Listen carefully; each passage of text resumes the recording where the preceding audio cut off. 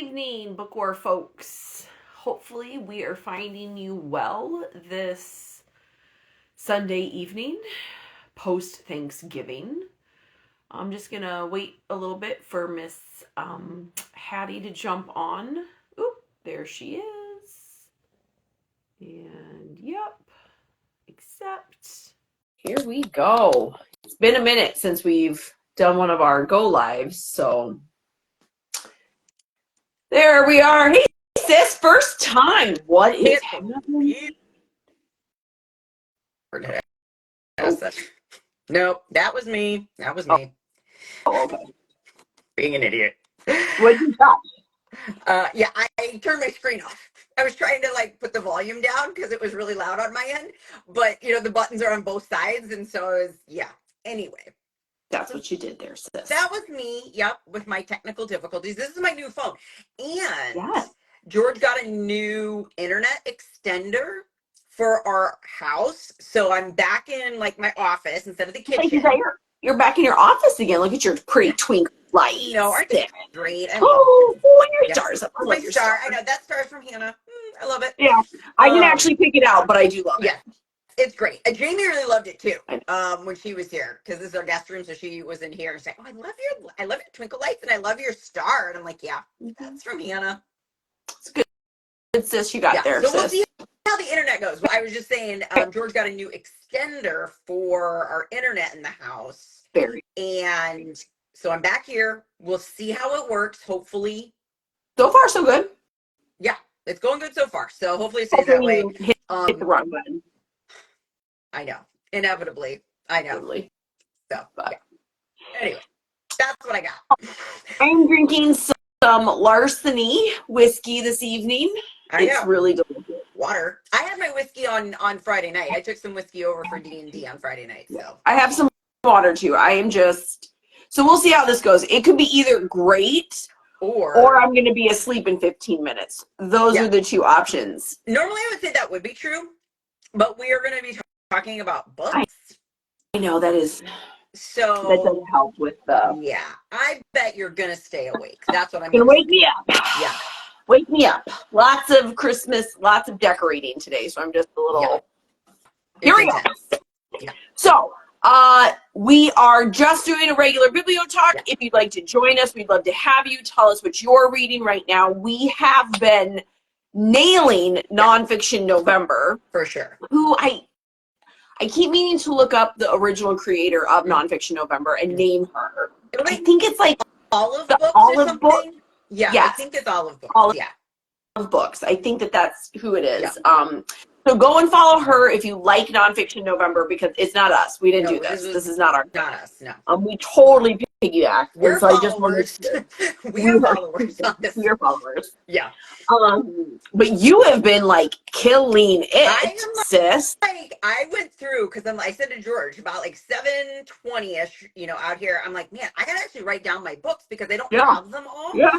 And I have so much commute time right now this semester, and I've listened to I bet at least half, maybe more than half of the books that I've gotten through this month have been on Audible, just driving back and forth to school. So yes, and I posted about this.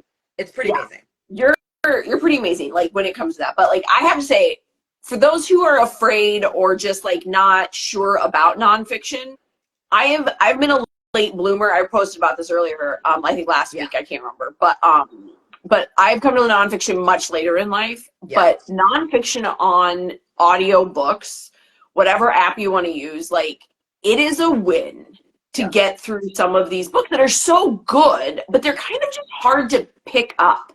But there are great nonfiction writers out there right now. We're going to talk about a couple of them because I just know that we both have read a few this month.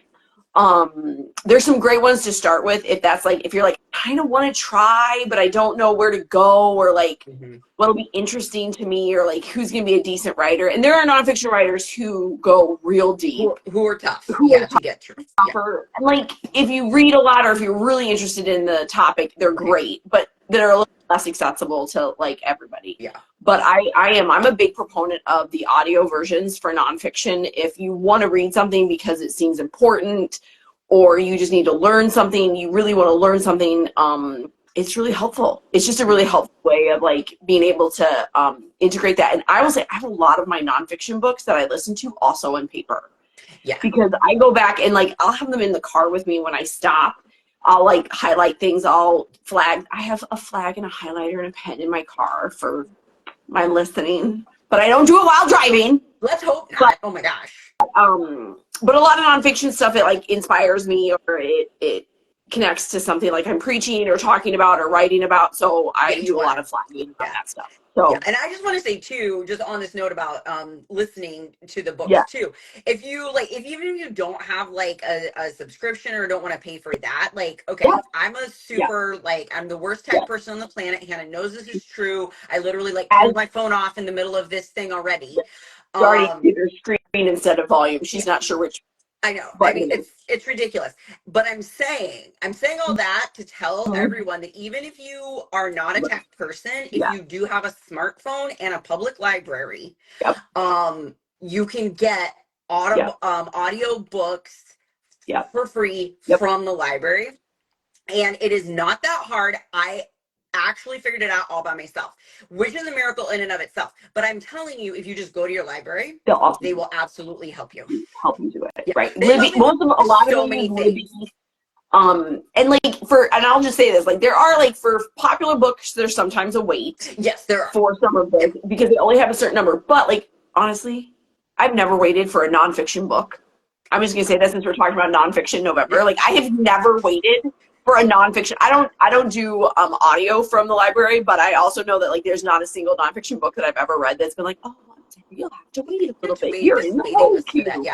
I will say like it's more limited, right? Like there are I would say there are fewer books available, okay, but like if you're listening to anything that like anyone else in the world is listening to, it's probably going to be available.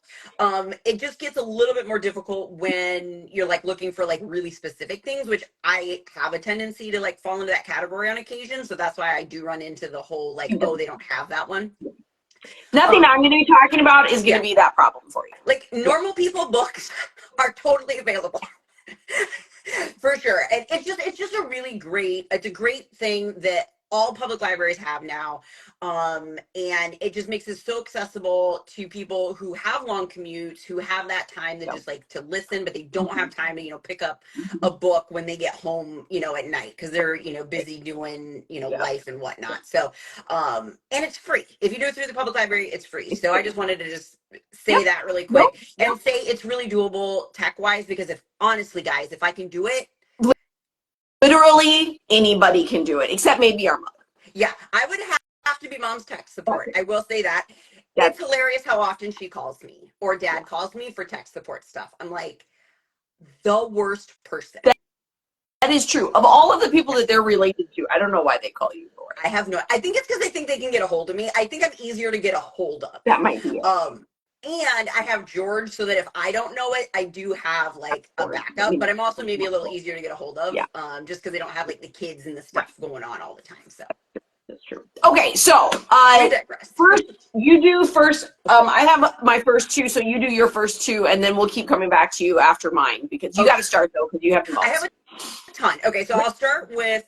So I did finally finish. It took me a little while. The Bookseller of Florence. I know I mentioned it on this. On our BiblioTalk a few months ago, and then I got sort of distracted by a few other things. But it's this great. It's a history book called Bookseller of Florence. A lot of people commented on that actually, sis. You should write a review for that one. Yeah, I'll have to write a thing up. It was really quite good. It was sort of funny how much, because like people kind of forget this. I kind of knew that I didn't kind of know this. I do know this, and I did know it before I read the book. But when you read the book, you really start to like grasp how closely the papacy, Rome and the Pope, how much they were the political entity that was running everything during this particular time, for quite a bit of time frame, really, quite a bit in the Middle Ages. But how much power and money and influence that entity, just the papacy and the church, had Yeah.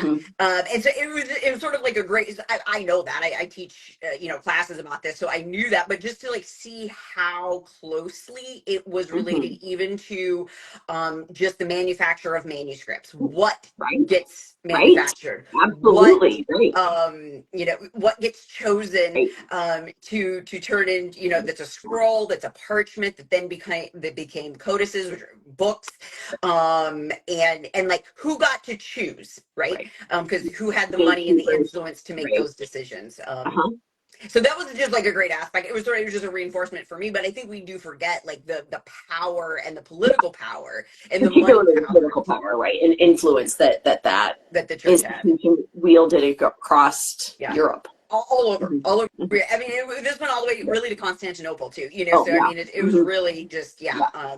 So anyway, that was a great book. I finally finished that. I was a big fatty, so it took me a little Yeah. while. Yeah. Yeah. So I did finish that at the beginning of the month, and then I read Audible or on audiobook in my car. Hannah will not be surprised that I like gravitated towards this crazy title. So the title of this book, I had to write it down because it's ridiculous. 18 Tiny Deaths. Okay. Subtitle. Uh-huh. The Untold Story of Francis Glessner Lee and the Invention of Modern Forensics. Yeah, that sounds like you. I know, Mm-hmm. right? And I was like, yes, I know why you picked that Yeah. up. Mm-hmm. It was fascinating. It was So so good. good. So this 18 Tiny Deaths actually refers to this woman had she was a very wealthy woman. She lived in Chicago and she had sort of a lot of money. And as it turned out, she had a lot of time on her hands too. As was often the case in sort of late 1800s, early 1900s with wealthy, Mm-hmm. sort of dilettante kind of people. And that's kind of where she landed. But she was like whip smart. She probably should have been some sort of like educator or something. Mm-hmm. But like, she was of a class of people who the women didn't go to college. She was meant to be a dilettante and be a rich wife and marry rich and all this sort of stuff, so she never got to do that, but she was just super super smart and very interested, and curious, and she kind of like got into making models. This is like such a strange thing. It like model doll houses Oh, and like okay. that's kind of our reference point. She did make doll houses, but she did other odd things as well. Like a gift for her mother, she made a to scale replica model of, I think it was the Chicago Philharmonic or like the Chicago Orchestra, all the little people with all Right. their teeny tiny little instruments. Okay. So I think she might have been like Yeah. special, a little special on that. Anyway, but how that sort of like ends up later is she ended up making models of crime scenes is what ended up happening. Oh, And so this became a learning tool in okay. the area of forensics before forensics was a thing, which of course it is now, and we're like, of course it's a thing, but it wasn't always a thing. Right. It had a an evolution to be what it is Hmm. today. And so this was sort of one of the first evolutions of teaching the skills of observation Sure. to detectives, to police. Yeah. Like when you get to a crime scene, like this is what you're going to see. What do you see, right? And it was just in this like tiny model, right? And so she built these models, and they Oh, still survive to yeah. this day. That's um, cool. and so anyway, so it was just as really interesting. It was like her story and all the influence, and she was one of these influential people who had a ton of money, Yeah. and this is what she was interested in, so her money kind of Went went there. towards that. And so yeah, just like this really like very quirky kind of history of this really niche kind of Yeah. thing. That was super fascinating, right? Just like one of those like, Yeah. oh wow, like Super I've never even, fascinating. Right. Yeah. Yeah. yeah, Yeah. Yeah. like I've never heard of her, I've never Mhm. heard of these things, and so really fascinating. That one was called 18 Tiny Deaths for anybody Very who missed that nice. title. So yeah, so those are my first two. I'll just really quickly just talk about this other one that I'll do it really quick. I also listened to it in my car, and this one is called Opening Skinner's Box. Yeah. Great. You posted Yeah. about that one. Great Psychological Experiments of the 20th Century, and it was by Lauren Slater.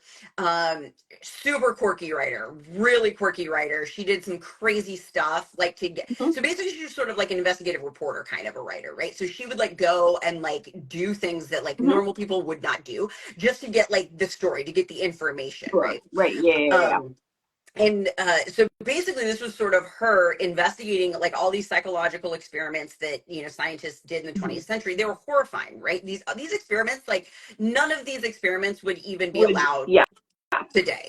Nobody would even consider doing them.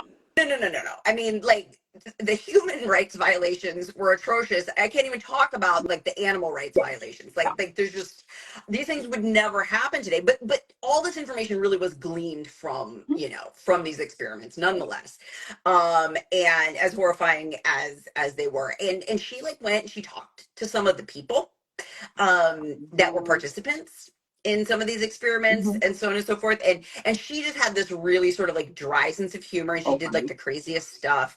So you're like going along, and she just makes these like sort of like, she's sort of like that straight man who just like throws out the comment and then just like moves on, right? And you really get that when you're listening to it in the car. Does she read it? I'm sorry, does she read it? No, I don't think so. Oh, okay. I don't think she does, actually. I don't think so. I'm pretty sure it's a narrator. That one isn't. But yeah. Anyway, so it's sort of just like one of those quirky histories. Don't get into it if you're sort of faint of heart. Just because like the nature of the experiments is a little like disturbing. Some of them, like for sure. So like if that's gonna like bother you or trigger you, then like it is not you don't need to read it. Like it's not. But if you can kind of like separate yourself from it and just kind of like appreciate, you know, that this is the history of psychology, for better or worse, right? And she kind of portrays it, you know, with a sense of humor, and yeah, it was. You know, I really enjoyed it. I liked it a lot, but I could definitely see that it wouldn't be for everybody. Right. So yeah. So anyway, well, I'll throw back to you, Hannah, so that you can tell us about some of the stuff that you've been reading. So 2 of the books that I just finished actually over the weekend, I had like 30 pages left, and it took me like 4 days to get them finished because holidays. But and I loved both of these 2 books. One is and this is a classic, Midnight in the Garden of Good and Evil by John Berendt, maybe. I'm not sure how to say it. But this is like old school. I mean, it's not like super old school. It's not like super old, but it is in the true crime section, 1994. Oh, okay. So it is like the 1994 copyright. That's what I mean by old school. But I read it, or I came across it because I also read In Cold Blood last month, and this is not a sequel. It's nothing about the same at all, but it's in the same vein of the books of the bookshelf, in that true crime nonfiction. And it is one that I've heard about many times. I've just never read it because I don't really do true crime nonfiction. It is about Savannah, Georgia, and a crime that took place in Savannah, Georgia. And what's funny is, like, after I bought it, people kept bringing it up to me like 300 times. It was really strange. Like, but I just bought that book. So then I had to read it. And I did actually listen to it, except for the last 30 pages, which I read. But it was very very good. If you like true crime, it also smacks to me of an ethnography, because what he does is he actually ends up going to Savannah and living there for months and months and months and months, on and off. But like, and he talks about that this is what he's doing, and he just wants to live there and be part of this community and understand Savannah. And then this other thing happens that kind of creates a place for him to tell this story of crime. And so it is, I highly recommend it. And I super want to go to Savannah now. I've always wanted to go to Savannah, but now I really want to go to Savannah. So really well done, really accessible, very readable, a great place to start, and particularly if you like true crime stuff. And I'm figuring out that I much prefer true crime writing, even though there is still like this anxiety sometimes, like within Cold Blood, I did have some anxiety stuff, but then murder, like fiction. Okay. I prefer true crime to murder fiction. Like if I'm gonna like, I don't think I like the unknown part of that. Like I don't think I like the anxiety of the murder, like a murder mystery fiction. But in a true crime, I know what happens. They're dead. So like there's like no like question about it. Okay. Yeah. I will say In Cold Blood is set in 3 parts. The first part is very like anxiety producing. I will tell you that. I was like, Yeah. But it does stop, and it gets a little bit easier to digest. And then the second one I actually had just picked up was David Grann, The Devil and Sherlock Holmes, which is, so David Grann wrote, right now, very, very popular, Killers of the Flower Moon, because it just came out as a movie, which we read last year for our book club, and I had read previously as well. It's super good. He also wrote The Lost City of Z, which is actually the first David Grann I ever read. And I remember when I read that thinking, I know this is nonfiction, but it feels like fiction sometimes. Like, he writes in a way that's very similar to, like, Max Brooks, who writes fiction in a nonfiction voice sometimes. And these two writers overlap in my head.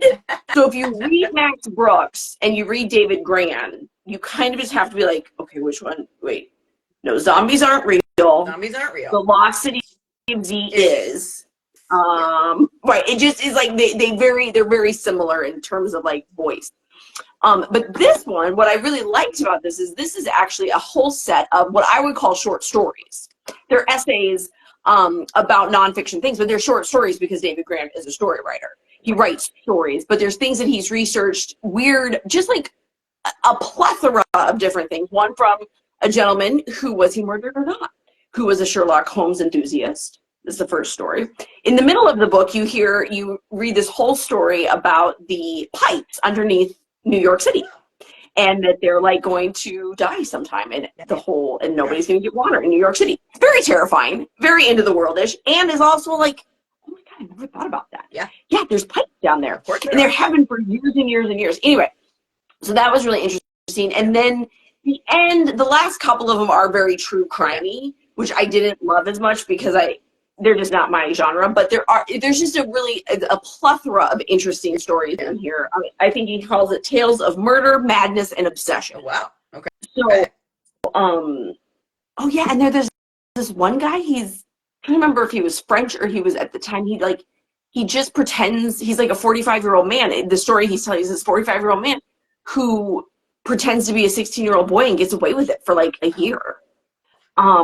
He's a 16-year-old orphan, and like they can't really prosecute him because he doesn't actually do anything wrong. He doesn't. He's not trying to make money. He's not. He's not like swindling anybody out of money for it. He's not a sexual deviant. He's not like that's not what any of this is about. Like, he just wants to prove that he can, and he does, and it's very odd, but like obsession. So it's cool.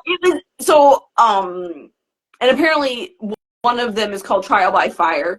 One of them, and there is a major motion picture. I have not watched it, but it was very, very good. And David Grann, I would say for a novice nonfiction reader, David Grann is a great place to start. Yeah.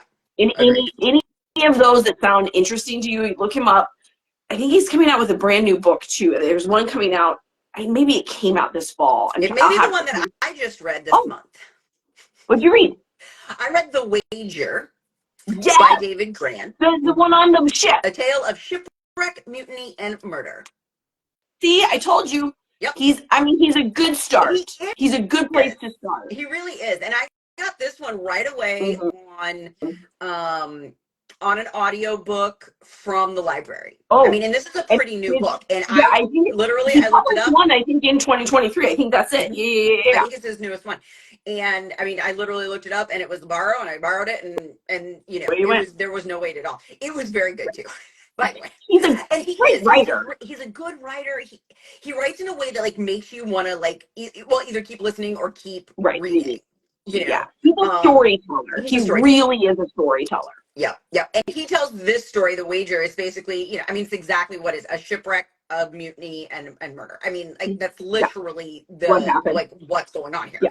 And there's not a lot of unknown in David Grann's books. Like, here's what this is, and this is what it's about. Yeah. Okay. Yeah. And yet, it's really good to read. Yeah, even The Killers of the Flower Moon, which is a strange title to our ears, but the subtitle said something about the Osage Indians, I think. I can't remember what exactly the subtitle is, but I do feel like it's in there. Like it says something about sort of like what it's about. So yes, David Grann is a great great place to start if you're kind of new to, and the other thing that's nice too, I mean, even just in like the last like 5 minutes that we've been talking about him, he writes about a lot of different Yeah. things. Like this is a lot of different Right. topics. Yeah. So I feel like you could probably find one that is like sounds interesting, you know, even if, you know, Lost City of Z isn't interesting, although it is. And I have to tell you, none of this stuff, like on the surface, if you're like, oh, it's like the Lost City, it's not of the Aztec, that's not right. But like in my head, in my ignorance, that's what I thought it was. And I was like, no, that's okay though. I mean, I'm because like, but I didn't that's the care reference about point that for people. But my brother told me to read it. And I was like, fine, I'll read it. I haven't read anything he's ever recommended. I'll be a good sister and read it. And then I was like, oh my God, this is so intriguing and interesting. Yeah. That's like what David Grann does. And if you're like, who cares about a shipwreck? You will. No, it's like, it's pretty, yeah. Well, and like he does such a good job of weaving in like characters that you think you might be familiar with. So like one of the people who was actually on this ship when it wrecked and who survived is Lord Byron, the writer. Not him, but his grandfather was on the ship. So you know that he survives. Like you know he survives because you know that this is Lord Byron's grandfather. And he's 16 years old in the story, right?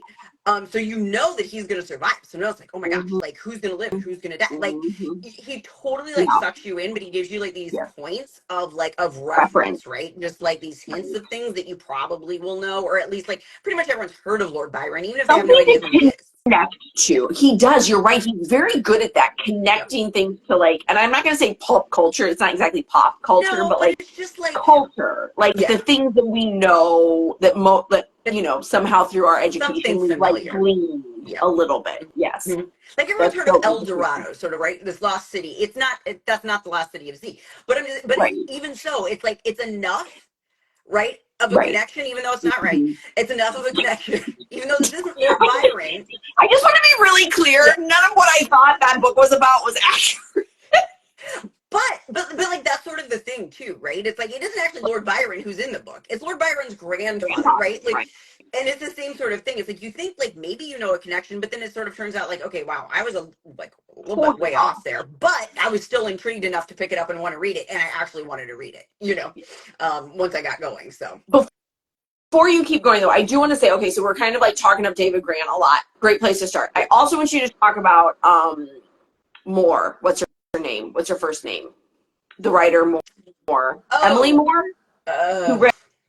Who wrote Radium Girls. Because I don't actually have... Isn't it Elizabeth? Is it Elizabeth Moore? I don't know. That's why I'm asking you. You're supposed to remember. You sit here and chat for a sec. I'll be right back. I'll go find her book. Kate Moore. It's Kate Moore. Kate Moore. That's it. That is what it is. Like, I don't think these are right still. But yes, it is Kate Moore. Kate Moore. If you are looking for a female writer... So good. Radium Girls, which is shorter, is so good. And her second book, The Woman They Could Not Silence, also so good. So good. But it's a little intimidating in size. I'm going to be honest, because it's a big fatty. You will go through it. But I just want to say, like, Kate Moore is also a great place to start. Yeah, absolutely worth picking up, for sure. 100%. Totally agree with Hannah on that. Yep. Okay. What else do you have? You had... Okay, talk about The Wager. Okay, so then this was actually kind of like, I wasn't trying for a theme, but I kind of ended up with a little bit of a theme about Black women in mid 20th century. I ended up reading Hidden Figures. Yep. Which we know what that's about. Hidden Figures is great. Okay. And then, well, actually, I think I read The Three Mothers first. So this one, How the Mothers of Martin Luther King Jr., Malcolm X, and James Baldwin Shaped a Nation. Phenomenal. Yeah, you have to send that back. Yeah, I have to read that, but you were going to get it. This is for you and Mom. This is literally set aside for you and Mother because you're both gonna love that. Yeah. Such a good. That is by Anna Malika Tubbs. Yeah. Is this one? And we already did Hidden Figures. Oh, and then this one was so good. Invisible. The Forgotten Story of the Black Woman Lawyer Who Took Down America's Most Powerful Mobster. I might have to see if I can get that one on audio. It's really good. It's written by her grandson, who is a writer. He's written other things too. I love that. And it's like this woman was like just a woman so ahead of her time in so many ways. And the fact that no one's ever freaking heard of her, like irks at me. It like literally irks at me. And he did such a good job. I love the way he did not paint her with rose colored goggles at all. He That's was really, really like, she was this and this and this, and these things were not always good. yeah, But this is who she was. yeah, And because of that, like some other things suffered, yeah, so to speak, yeah, right? yeah. And he was just really honest about it. So Awesome. he didn't like try to sort of lionize her and like make her Mhm. put her on a Yeah, pedestal in an inappropriate way that like we do all the time. all the time. It was just like, this is who she was, and this is what she did, and she was amazing at it. Yeah, And yep, some other stuff suffered because she worked constantly and she was ambitious and she wanted yeah. to climb the social ladder and the political ladder, and all of that That's comes with amazing. consequences. Yeah. No But he matter was who really you honest about it. are, but certainly if you're a Black woman in I know, America right? in In like the mid-century, 30s and the right, 40s and the 50s, the 19th yeah, century, yeah, that comes with yeah. real consequences, Yeah, right? for sure. And he just did a brilliant job. He set it up really well. Like the first little bit is about actually her parents. So Okay. he kind of sets up, and um he sets it up so that we really kind of like understand like her background, as in like where Mm-hmm. her parents came from and how they raised her. And then Right. that really like feeds into sort of like, then her story is obviously the bulk of it. And then at the end, there's sort of a wrap up of, people Mhm. around her and her offspring and all this sort of stuff, That's awesome. her ancestors Yeah, and things like that. But he does a great job. I I'm mean, gonna have to it get that one. Yeah, was so good. Yeah. Invisible by Stephen L. Carter. very It's cool. definitely a really good one. For sure. So I think that's actually all the ones that I finished. Okay, then I'm gonna talk about the ones that I'm currently reading. Okay, and then I'll Yeah. do that. Okay, so the one I'm listening to, and I had to write it down because I don't have the physical copy, Yep. is called Black Earth Wisdom: Soulful Conversations with Black Environmentalists, edited by or written by Leah Penniman. Nice. And first and foremost, I just need to say the cover, even on Audible, Gorgeous. is so gorgeous. And so I'm really sad I don't have the book to show you. So look it up just to see the picture because the art is fantastic. And I just started it a couple days ago. But it's so good. And I really enjoy these. So they're conversations. So it's kind of like essays. It's a compilation sort of thing of different Black environmentalists that she's in conversation with. Okay. So yeah, so far, I mean, I think I got through the forward, the introduction, and I just hit the first kind of section. Yeah. And it's about rootedness, and we're going through a kind of a earth blessing sort of thing. It's very long and beautiful and really interesting about like how long Black cultivators have done certain things like mound building, and there has been a real stripping of the wisdom or even just the credit of some of these scientific advances around agriculture in the Black community and from the Black community. And so it's really kind of like putting that back in its proper place. And I've been reading a lot about this. I'm not really sure why, to be perfectly honest. I will say the stuff that I've read, though, as a woman who grew up in the Midwest and understood farming very much from a white man colonizing understanding. Definitely, yeah. It's been really helpful and actually it's been really beautiful because I just went back to Iowa for this for Thanksgiving for the holiday, and driving through Iowa is always something I really enjoy. I love the different seasons, and I ask my kids like, which landscape do you like best of the different Iowa landscapes? And right now it's we're in that fallow season of like everything's just waiting, right? Like to be planted again, and they were like, I don't know, Mom, you're so weird, which is accurate. Fair. That is super fair. I ask weird questions to my 8-year-old boys. They're like, what are you even talking about, Mom? I'm playing on my iPad right now. They don't play on their iPads in the car. I just want to put that out there. But basically, they're like, I am staring out the window, minding my own business. Do not ask me weird questions. Why are you talking? I know. So, but I think these books and this wider, deeper, more full understanding of agriculture and relationship to land has been really helpful for me, and just like really grounding in its own way as well, as I look at those fields and see both their beauty as well as the toxicity of some of those farming practices, and what they do to our earth. So yeah, I'm not really sure why this has been a thing for me lately. I just looked over and I saw another book that I have that's all about. It's called A Darker Wilderness: Black Nature Writings from Soil to Stars. Like, I have a lot of, it's a thing. I get weird. And then the other one, Hattie is going to laugh at me, and I'm going to tell you guys something else about one of the books she read. But this is An Indigenous People's History of the United States for young people. For young people. So this is true of Stamped by Ibram X. Kendi. Yep. I read the Stamped by Ibram X. Kendi and Jason Reynolds for young people. Yep. And I picked this book up because it's for young people, and I actually think I read The Hidden Figures. No, I didn't. No, I have it. I picked it up for my kids. I did read the original. I think I did read the adult version. But they have one for young people. And I am going to say, as a 40, almost 2-year-old woman, sometimes these ones are really helpful to get into what they're talking about without having to be like, oh my God, this is so much information. Yeah. And they have really good questions. And I read some of this out loud to my family yesterday in the car on the way home from Iowa about corn. Yeah. All this interesting. So my husband is Mexican, and like corn is originally indigenous to a modern day Mexico. And so I'm reading this whole thing about corn, and like, honey, did you know this? He's like, I knew some of it, but not all of it. That's really interesting. So like, and then I was like, okay, well, I'm going to check. And it is actually on our audio. It's on Audible for free. The adult version. The adult version. The adult version. So if you wanted to get an indigenous people. Literally, because when I saw this one, I'm like, oh, that is one that I've been like meaning to like get, and I hadn't gotten. So Indigenous People's History. Yep, that'll get me there. By Roxanne Dunbar Ortiz.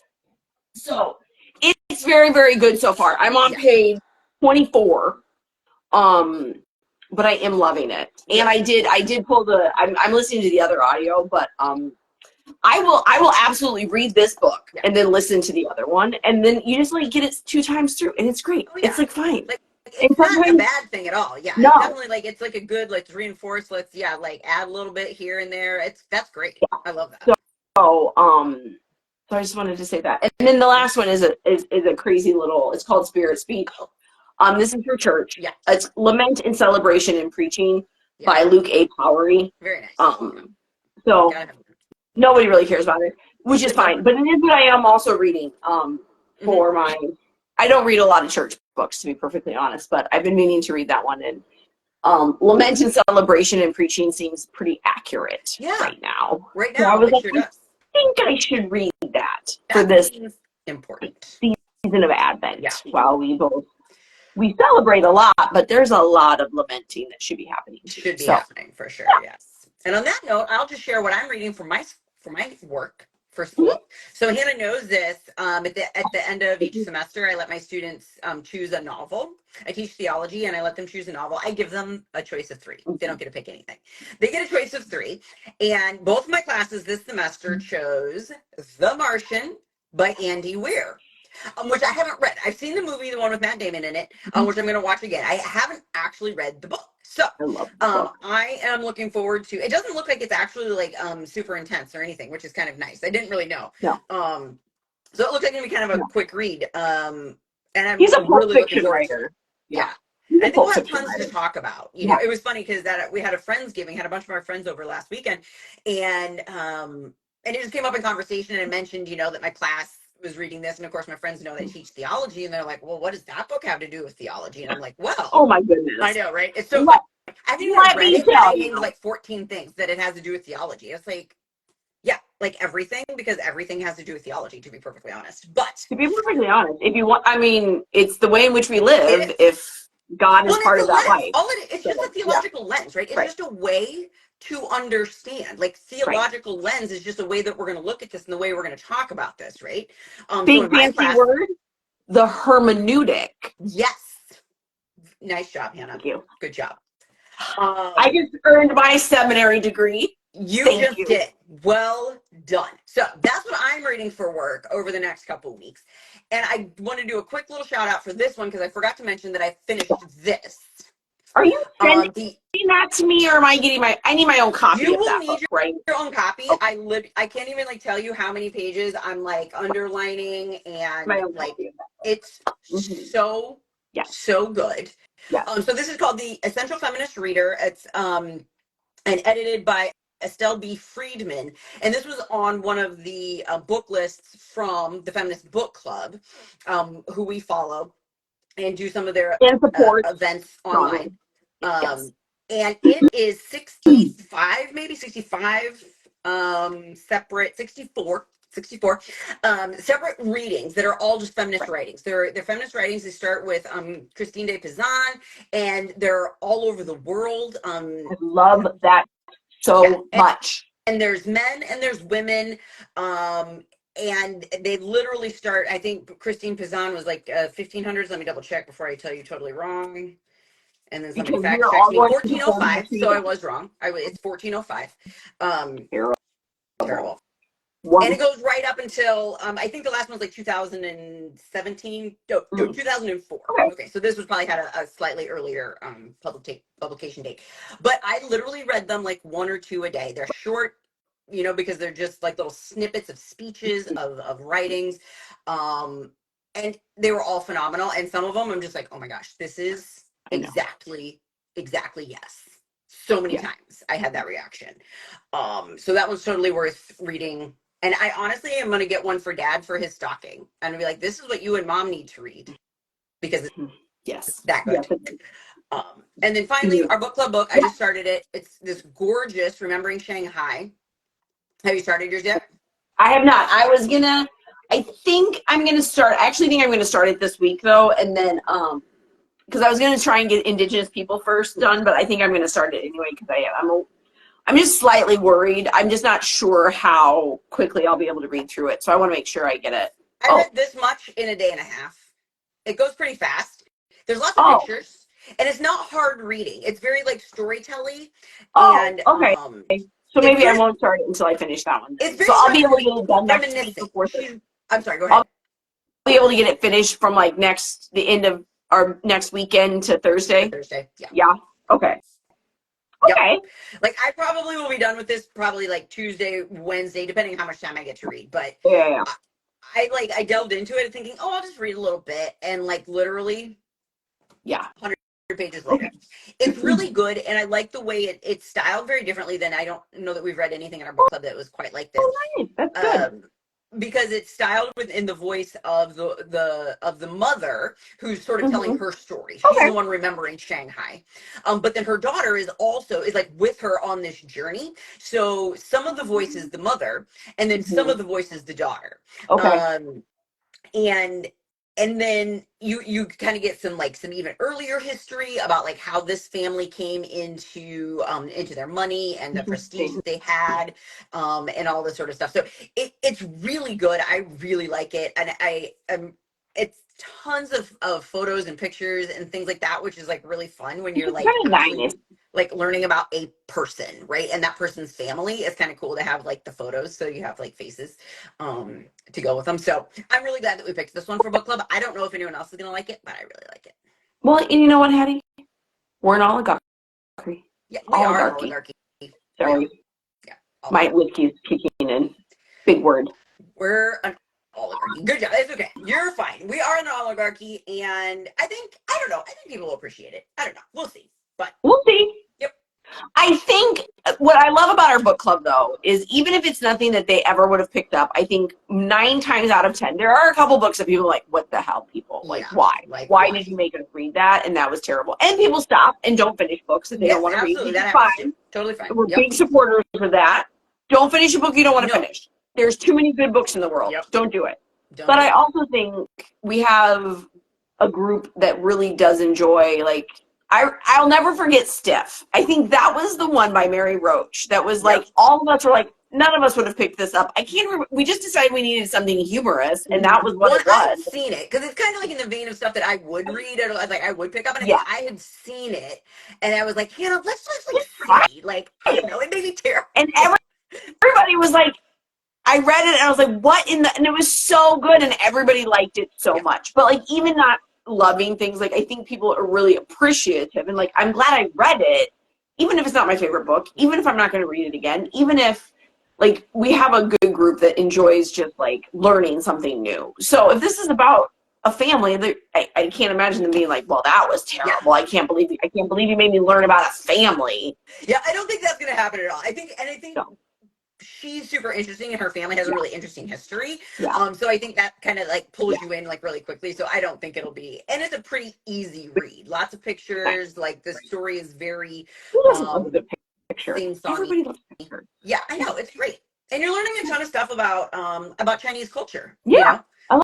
I love that. Yeah, so I'm excited. I'm excited to get it started, but I think I will wait, since you said you'll have time. It won't take you a long time to read it. It won't take you a long time. So that's awesome. Okay, good. And it is just a beautiful book. I just need to say, and it's like got that. It's like embossed. I mean, and there's like, I literally just randomly opened it, and look, there's a picture. I mean, just literally every page that I randomly open to, there is a beautiful picture. It's beautiful.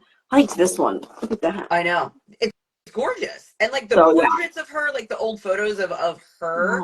Look at this gorgeousness. Beautiful. Just beautiful, right? It's a gorgeous book. It really is. It's won awards for being gorgeous, by the way. It's won awards for being gorgeous? Mm-hmm. I didn't know books could do that. Where did I read it on here? It got some award for, here it is. Winner of over 20 literary and design awards. I love that. I had no idea. That's what we're talking about. That's why it's so gorgeous. It's won awards. Anyway. But anyway, okay. I'm pretty sure we're past 7:30 probably. So we have no idea when we're going to be doing this again. No, we have no idea. That's our style this fall/winter. So thanks for coming along with us. We'll do it when we feel like it, people. We'll see you when we see you. But thank you for being on the journey with us. We love it. And let us know. We would love to hear any of the nonfiction or other books that you're reading that you're loving or hating. We love a good recommendation, and we'll be around. If you like it. We'll see at some point. Hannah's losing it a little bit, so it's time. Okay. Say good night, Hannah. Good night, Hannah. Good night, Hannah. Good night, everybody. Night, everyone. Thank you.